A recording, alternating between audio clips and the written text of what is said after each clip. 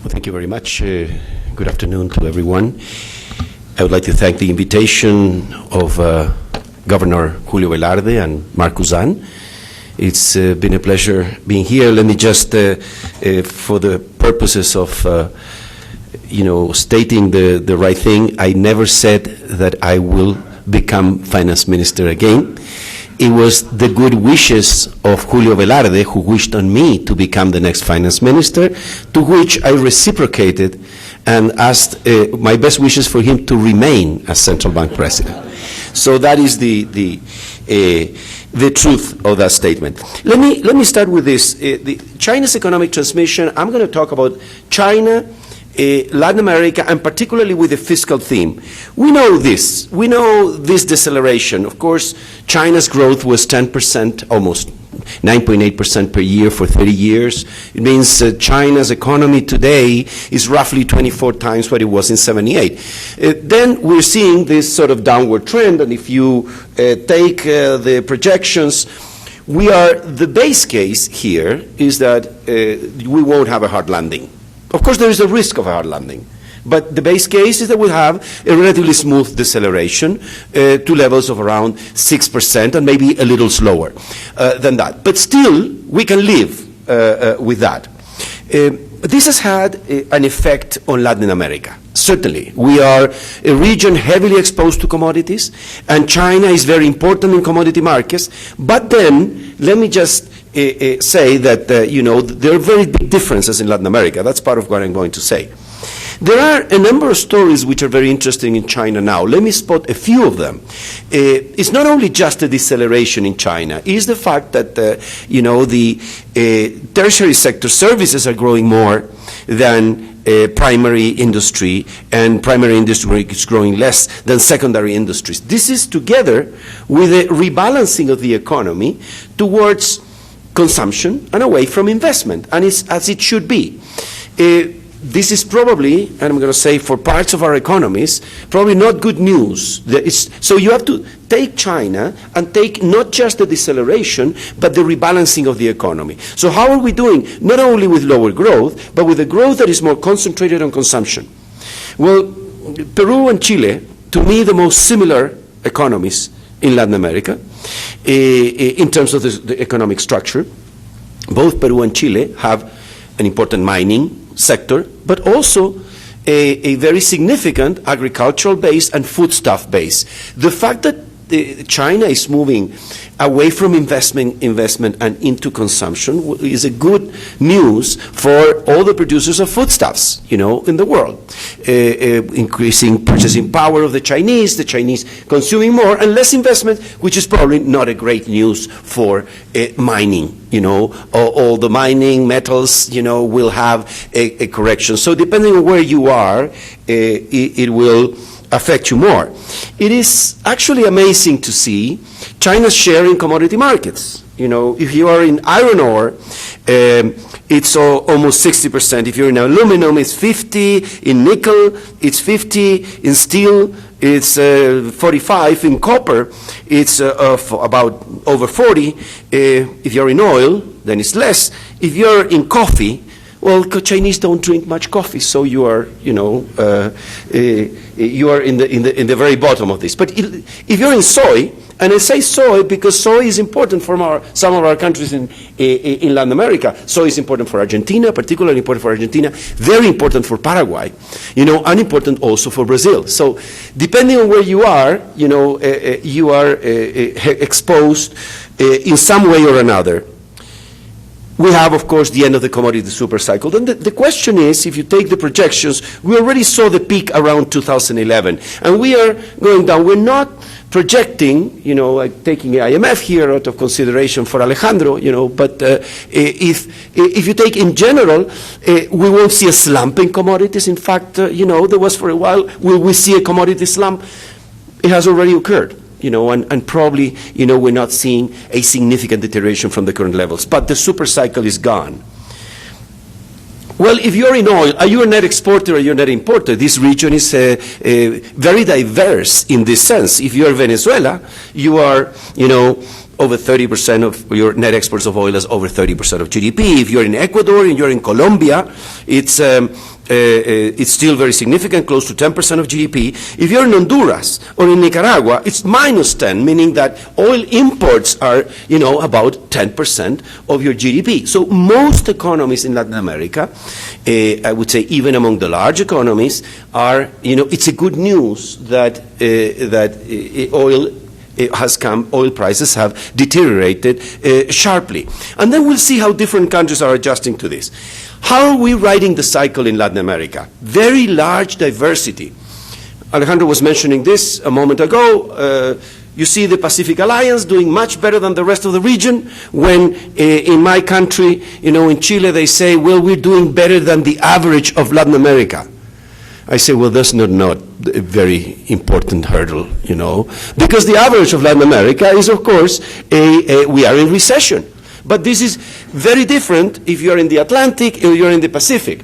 And, you have the tragedy of Venezuela, which is a tragedy, what's happening there. But then you have the big problems in Brazil, very tough to solve. I am not so positive on Brazil, because I think the problems are much more than just the tackling of macro policies, which you can do better. Certainly you can do better than in the times of Dilma. In the rest of the region, there are some countries which are doing better than others. Let me just point to this. Let me just share with you a bit of nostalgia that I have. In the past, the recent past, Chile was at the top of the Pacific Alliance in terms of growth, fighting with Peru. Now we're at the bottom of the Pacific Alliance. There was a change of government in between.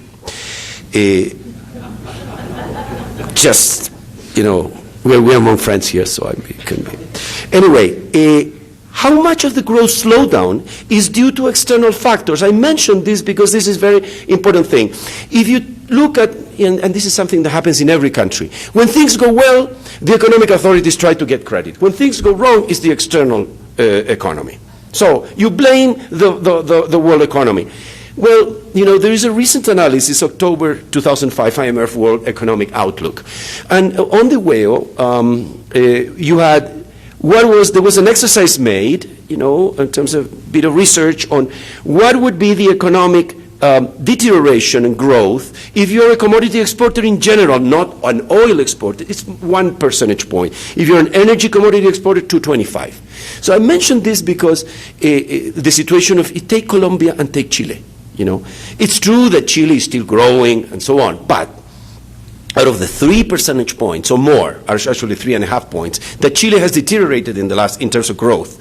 So in Chile, we're growing barely at about 1.5, 1.7%. That's about 3.5 percentage points. Out of that, you can really blame to being a commodity exporters and the weakness of copper and the international economy, maybe a point. So it's about 30.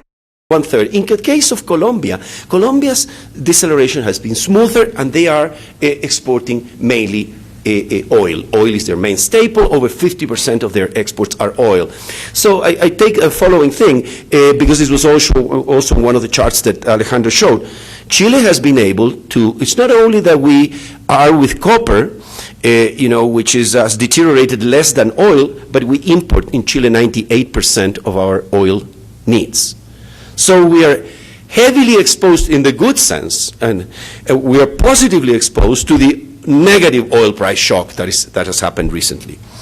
Then you go, where are you exporting? How are you, if you take Latin America, this is again the average, 42% the United States, 20% is intra-Latin American trade, and then European Union. China only 8.8. Well, look at the exposure to China by country, not by average. You would be probably surprised to see that Chile has more exposure to China than Korea. Korea, which is an interesting thing. And Peru and Brazil are pretty close in terms of exposure. This is direct exposure. I will mention there are indirect ways of exposure, trade exposure. For example, let's take the bottom. Paraguay, you say Paraguay, no exposure at all, except for one fact, that China determines, as we saw, to a large extent, the price of soy and soybeans. And Paraguay's main commodity export is soy. So even if you don't sell directly to China, China will determine the price, so you're still exposed to China. But in any case, there's a big divergence here, and it seems that in Latin America, in the southern part of Latin America, in South America, we have more the countries with the highest exposure. We have Chile, the top, we have Brazil, and we have Peru. And then countries with much less exposure, take the case of Mexico. Well, Mexico, very low exposure to China. Mexico competes with China for the U.S. market. It's a very different thing. We're complementary to China. For us, it's good that China grows because it demands more commodities. For Mexico, it's a different story. Then exposure to commodities. Well, you have many countries in our region. There is one country, I looked, is there a country in the world which has more exposure to commodities than Venezuela? Which is, yes, it's Iraq, 99.8, it's commodities. So basically, we have countries which are basically dependent on commodities. And this is a very big issue in our region. And, you know, with Mexico being the one case of a large economy that has been able to diversify away from commodities. And this has a lot to do with NAFTA. With the NAFTA agreement in '94 that turned Mexico and all the north of Mexico into an industrial zone that provides the U.S. market. Then we talk to one of my final point here, which is not so short, but you know, I'll try to shorten it. The fiscal policy and institutions as a way to riding this cycle. We are in front of a big cycle, a big deterioration for countries in the fiscal position. Look at, for example, the worsening of fiscal balances. There are countries like Kuwait, whose, when you compare the fiscal balance in 2012 to 2015, there's a 32 percentage point of GDP deterioration. We are, in that sense, where we don't have, in Brazil, there are almost an 8-point deterioration. Some of these countries, you see the countries with the highest deterioration are in the Arab world, they are oil exporters. Some of our countries also with big deterioration in fiscal balances. And, well, do we have net public debt? We have countries, I would say that figure of 60% of GDP, you know, as a limit to the public debt, to net public debt, is totally, you know, having 60% if you're an emerging market, it's a lot, you know. So it's not just that we should be under the Maastricht criteria. Well, you know, countries in Europe don't comply with the Maastricht criteria, but we shouldn't believe that because we are below the 60%, we are doing so well. Chile and Peru in Latin America are the countries with the lowest public debt to GDP. Either you measure on gross terms or if you measure on net terms. So you say, okay, well, the countries in the Arab countries suffered a big deterioration in their fiscal balances. The one important thing is that, of course, these are the countries which accumulated the large sovereign funds. So even if you are an Arab country, you have a large deterioration in your fiscal accounts, but you still have a very big sovereign fund. And the biggest sovereign funds are, you know, the UAE in terms of GDP, 250% of GDP. The thing here is, and I have been doing interesting conferences in November last year and March of this year, one in Dubai, the other in Bahrain. And they're saying, well, we have this, you know, this very solid position because we have the sovereign funds, we have the institutions. Take the case of Saudi Arabia. It had $700 billion in the sovereign fund. Now it has 600. You know, in a year, it just ate up 100 billion. You know, if you keep at that pace, you're going to be left with no sovereign funds. So unless you adjust, and you have, in many of these countries, you have fixed exchange rates and overextended public sectors, which pay big salaries, you know, and that's a very tough way for these countries. Let me just say that it is in our countries then, in countries that have volatility in natural, because you depend a lot on public, on natural resources. Let me just quote almost every, not everyone, but many people here who have presented and made a, you know, quotation from a paper. Let me make the one quotation to a recent paper that we just published. We developed with two co-authors, let me just mention my co-authors, Rodrigo Cerda of Clapes and Felipe Larraín, my son. So I feel very, you know, touched by the fact that I, you know, wrote this paper with him. We discovered that you have the higher the variance of fiscal revenue from natural resources, it increases your net public financial assets. We developed a theoretical model, and the theoretical model predicts that. It says you should, you have a benevolent, government, and then you should save more if you have natural resources because you have more variance in your fiscal revenue. And then we try an empirical model. The empirical model says not only you should, but you are doing that. So you find that the higher is your natural resource dependence, the higher is your volatility of your fiscal revenue. And so I'm going to keep going because time is getting short. I'll leave it for another conference, the detailed results of this paper. Tax income volatility, Latin America, has about, almost 3 times the volatility of the advanced economies. Let me just mention, you have institutional changes in Latin America. Public finances have improved considerably in Latin America in recent years. And a lot of countries have fiscal rule. But the issue is not only having a fiscal rule, having a fiscal institution, but having a structural rule that allows you to run counter-cyclical policies. There are very few countries in our region that have counter-cyclical rules. Chile is one, Peru, Colombia. You have limit to the fiscal deficit, but that's not enough. You have to have a way in which in the good periods you save so you can desave and run a looser fiscal policy, larger deficit in the bad times. Just to mention here one example, this is a volatility of fiscal revenue. I take the case of Chile, and we lived through this. In a couple of years, Chile was going all the way from 1 percentage point of GDP fiscal revenue from mining, including everything, the excise taxes, the corporate tax, and the surpluses of the state-owned mining corporation. So you go from 1 to 8 points of GDP of net fiscal revenue in a couple of years. Then you go all the way down. In 2015, we're back to 1% of GDP. So luckily, we saved, in the good times. Now we have a relatively small but decent sovereign fund where we can draw from. I'll finish with a couple of points here. The fiscal policy and the middle income trap.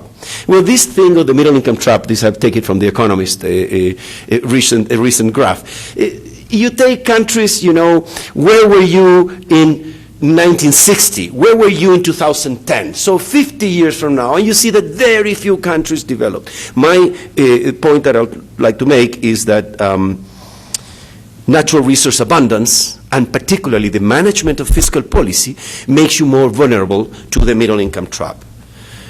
What are the channels? Macro volatility into lower growth, rent seeking. Everybody, it seems to be impatient in countries that are commodity producer. Commodity prices go up, and you become impatient. You want everything now. This is part of what derails the development process in many countries. You have poor institutions and Dutch disease. I'll finish with one observation because it's mainly about the cycle. How you deal with the cycle. Well, suppose we have to do a structural adjustment. Suppose this is not a cycle. This is probably not just cyclical, what's happening now. This is probably it's probably the case that we have to live with this situation for the long term, meaning that commodity prices won't go up again to where they were. We should have an equilibrium based on relatively lower commodity prices than they were before. What are the main issues? There are many structural issues. How do you restructure the economy? I think we discussed we've discussed relatively little about that. Dutch disease in reversal. You're helped by the fact that you have floating rates, funds for R&D, economic restructuring, and economic restructuring. You have, how are we doing there? Regional effects. Let me just mention about this because when you have the commodity slowdown, there are regions, regional I don't mean by region just Latin America, I mean regions within a country, that are the regions which are the heavy producers where the natural resources are based and that start developing a big deterioration in economic activity. How do you deal with those regions particularly during the downturn? And you can see everywhere where you have a decline in economic activity that this happens. Funds for human capital, education, training, how do you really do the restructuring of your economy? And then you have these fiscal issues. Royalty taxation for non-renewable natural resources. I think it's a very important part. How do you really deal? The economic literature is full with papers and research on the fact that if you are a natural resource producer, you have non-renewable resources, you should do, a royalty taxation for those. You have overextended public administrations in many cases. How do you deal with that? There are very important political economy issues. So let me stop there and let me just say that, yes, I'm a professor of Catholic University, but I'm the director of this center, the Latin American Center for Economic and Social Policies, where you are all very welcome in my country. Thank you.